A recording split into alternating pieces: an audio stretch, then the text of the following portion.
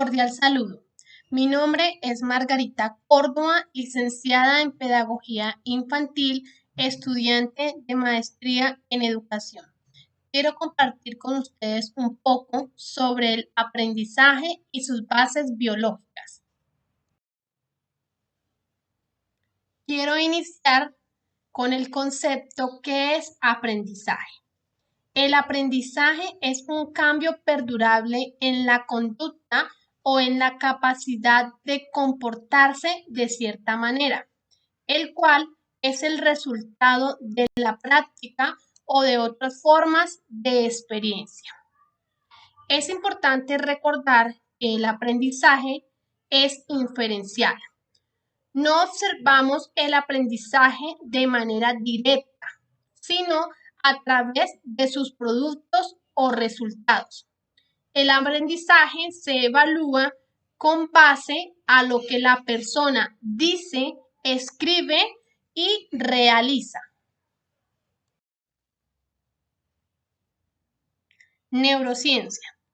La neurociencia es el estudio del sistema nervioso central, definido como el sistema a través del cual el ser humano recibe información acerca de su entorno por medio de sus distintos órganos sensoriales. Procesa dicha información y emite respuesta a ello. Es decir, la neurociencia se enfoca en conocer la estructura, la función, el desarrollo, la genética, la bioquímica, la fisiología y la patología del sistema nervioso.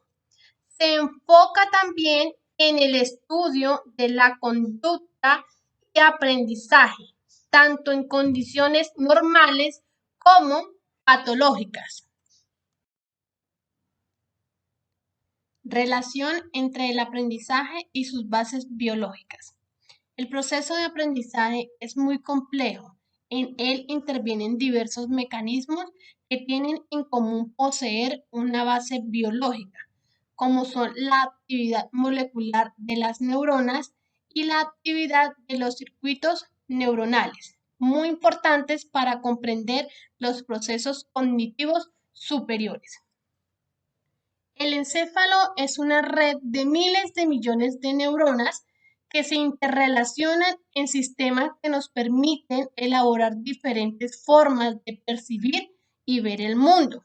Para ello es necesario un sistema relacionado con la atención y el control de las acciones y movimientos que realizamos. Las conexiones neuronales también facilitan el funcionamiento del cerebro y sus funciones cognitivas, y gracias a ellas se produce la atención, la motivación, la memoria, el lenguaje. El cerebro además posee una capacidad de plasticidad muy grande, es decir, va modificando sus conexiones neuronales con cada experiencia. Esta plasticidad cerebral es la que permite el aprendizaje. Estructura y funciones del cerebro. El cerebro humano es la más compleja de todas las estructuras vivas, pues procesa información sensorial a la vez que coordina y mantiene las funciones vitales del organismo. Hasta 1 billón de células nerviosas, neuronas, trabajan unidas a través de impulsos eléctricos para coordinar las actividades físicas y los procesos mentales que distinguen al ser humano de otra especie. Es una masa gelatinosa que pesa aproximadamente 1.4 kilogramos, dependiendo del peso corporal y el sexo de cada persona. No obstante, no hay conexión entre el peso del cerebro de un individuo y su inteligencia. Junto con la médula espinal, el cerebro humano es parte del sistema nervioso central. Cráneo y 3 membranas llamadas meninges con líquido cefalorraquídeo permiten al cerebro mantenerse protegido de golpes en sus 4 lóbulos. Lóbulo frontal, ubicado detrás de la frente, se encarga de gran parte del pensamiento complejo, imaginación, planificación y comportamiento. Lóbulo parietal, localizado en la parte trasera superior del lóbulo frontal.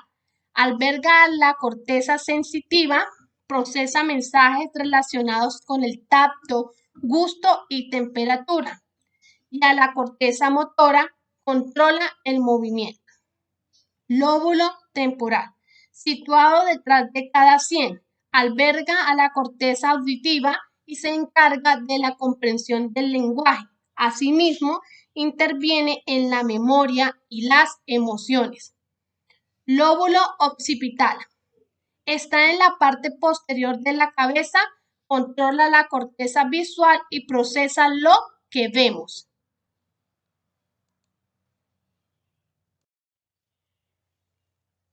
El cerebro superior se divide en 2 hemisferios, hemisferio derecho, hemisferio izquierdo. El hemisferio derecho es el encargado de la imaginación, creatividad, emociones, sentimientos, intuición, música, espacio. El hemisferio izquierdo se encarga de la parte numérica, símbolos, lógica, expresión, lectura, escritura, razonamiento y, por supuesto, del aprendizaje. ¿Cómo se da el aprendizaje en un niño? El aprendizaje y la estimulación desde los primeros años de vida son decisivos para el desarrollo del ser humano. Cuando hay poca estimulación en esta etapa temprana del desarrollo, se afectan etapas posteriores, ya sea en el aspecto cognitivo o físicas. Los procesos de aprendizaje y estimulación juegan un papel muy importante en cuanto al número y fuerza de conexiones neuronales establecidas, ya que es a través de la experiencia que algunas de estas conexiones son eliminadas y otras fortalecidas, observándose esto en cambios notables en la conducta.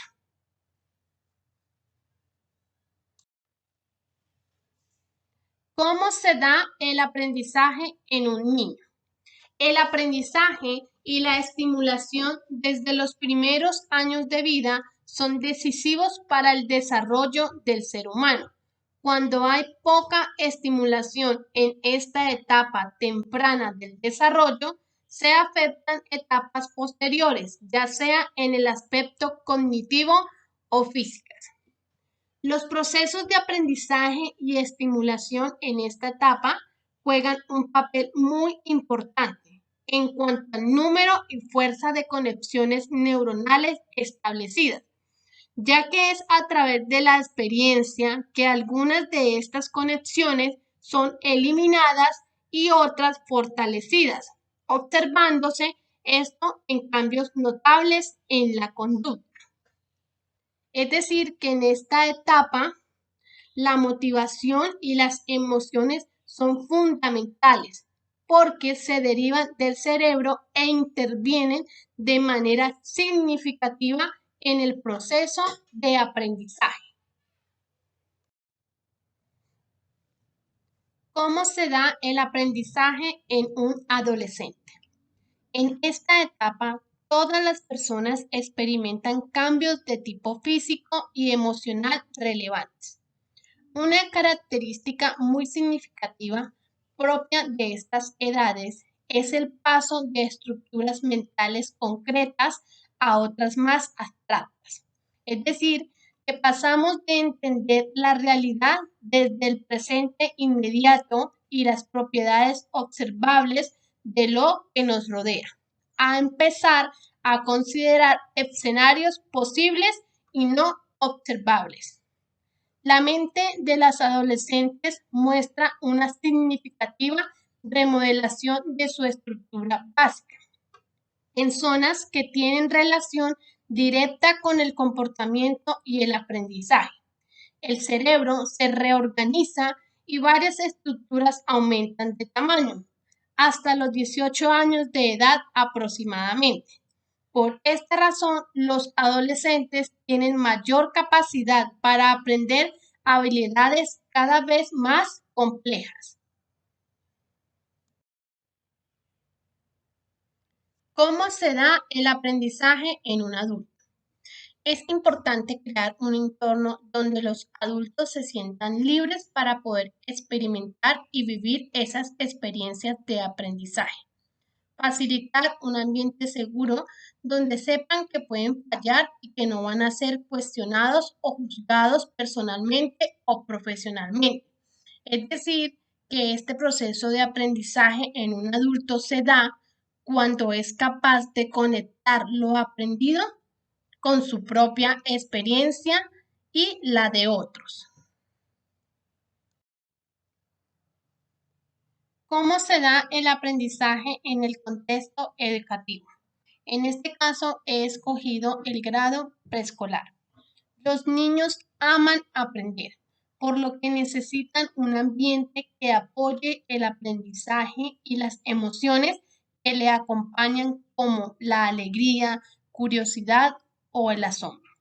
Sin un ambiente acorde a su edad que motive estas sensaciones, el desarrollo de la mente no resulta tan efectivo.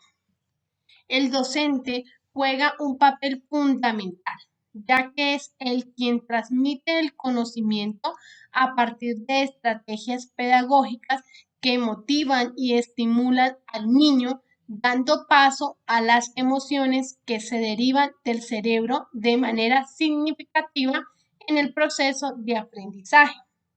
Por ejemplo, el aprendizaje se puede dar a partir del juego con sus pares. Existe esa comunicación, motivación e interés por conocer más del mundo que lo rodea. A partir de la relación de asimilación, acomodación y adaptación, el niño registra la información plasmándola a través de sus prácticas cotidianas.